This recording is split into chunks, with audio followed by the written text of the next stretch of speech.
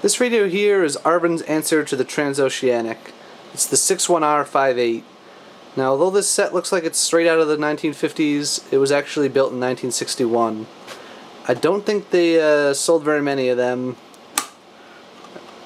I've only seen 2 up for sale since I started collecting.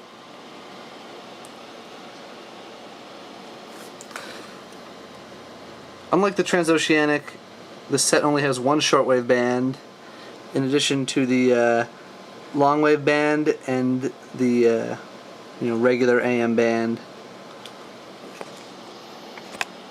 This is the band switch here. Now this set did not play when I got it.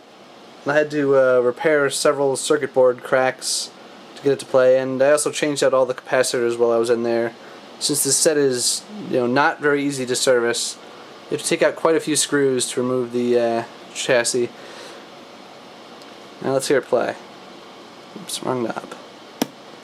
Stripes.org and share your story. Spending all our time trying to get back home again. Weather forecast for the Binghamton area: mostly clear tonight, low of 50. Mostly sunny tomorrow, the high of 81, and mostly clear tomorrow night, low of 58. Now, another hour of continuous oldies the tone on control here. Binghamton's oldies station, Oldies 96.9. This radio is very sensitive to interference. I may have to do another video, away from all sources of interference.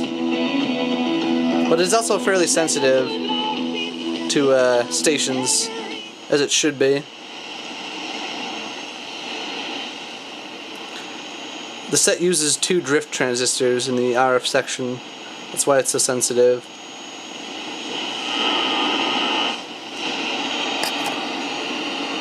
Arvin did not place the tuning knob smartly. They should have put it right here where the tone control knob is. You can see why. When you try and turn the knob with your finger on it, and you kind of hit the side of the case, so you have to kind of hold it awkwardly. The parenting, symptoms to remedies, it's all at once. But the thing is, you want to buy financials, you want to buy industrials. Saturday morning.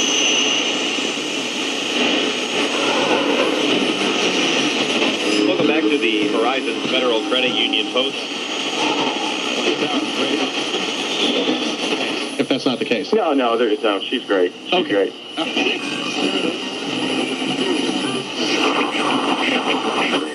And not just from any place in the audience, from radio to...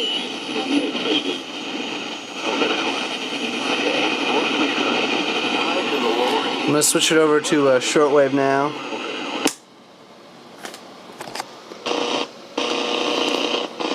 There's a telescoping antenna.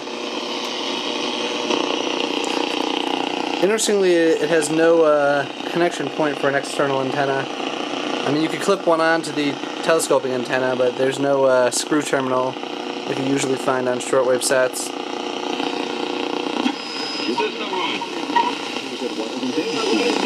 Carolina, quiero mareado, Luciano. Ya está parado.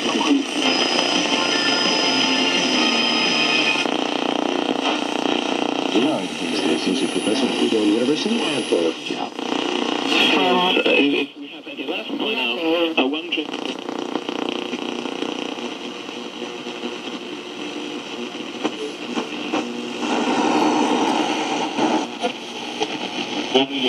For without the shedding of blood, there is no forgiveness of sin.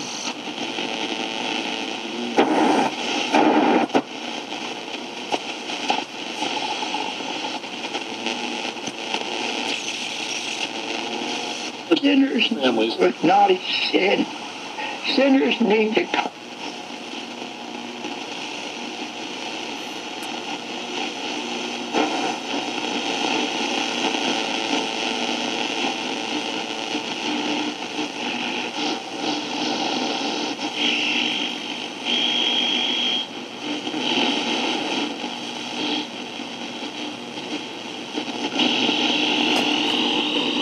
There's nothing to listen to on long wave, so I'm not even going to try. You can see Arvin provided a map at the top there, which shows you, how many hours to add or subtract from Eastern Standard Time. I guess they assume that's where you live. You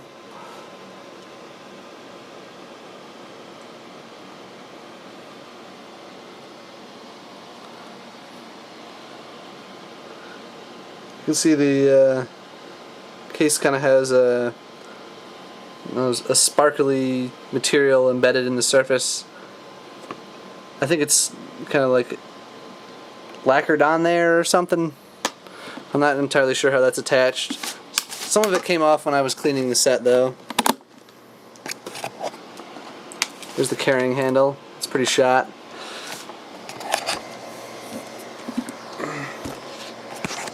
Now this set reeked of mildew when I got it, so I scrubbed it down and I left the case out in the sun for a little while to try and kill that. So now it's not so bad. I have allergies, so I have to be careful about something like that. There's the label.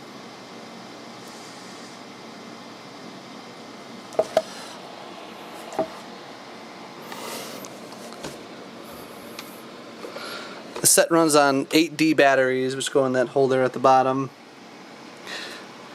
3 of the 4 clips are broken, so it's just kind of wedged in there. There's a piece of cardboard, you can't really see it, but it's kind of holding this end of the battery compartment in. Works well enough. There are the 2 drift transistors I was talking about earlier. You can see it has a tuned RF stage. It's got a 3-section tuning capacitor.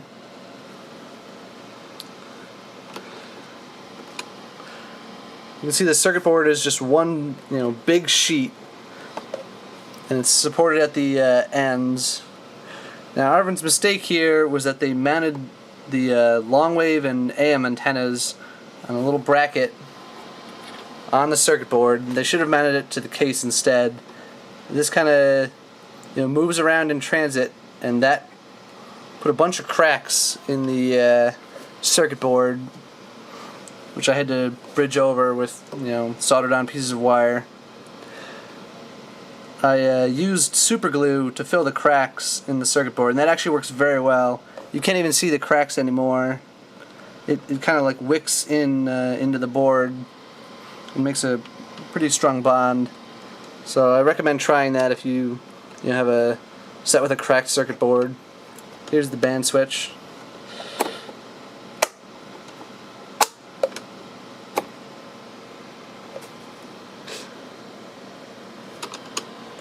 It's got a fairly good sized speaker. When the set's not near any source of interference, the sound is excellent. It sounds almost like FM radio.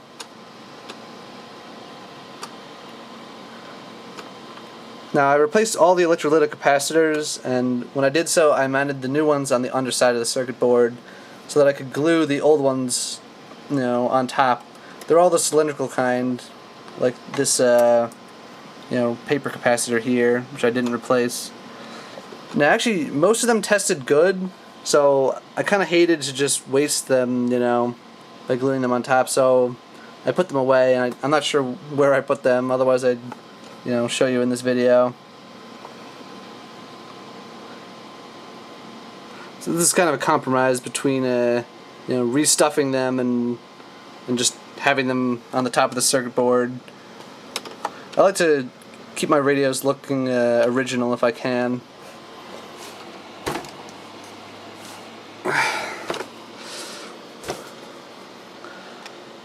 Well, I hope you enjoyed my video.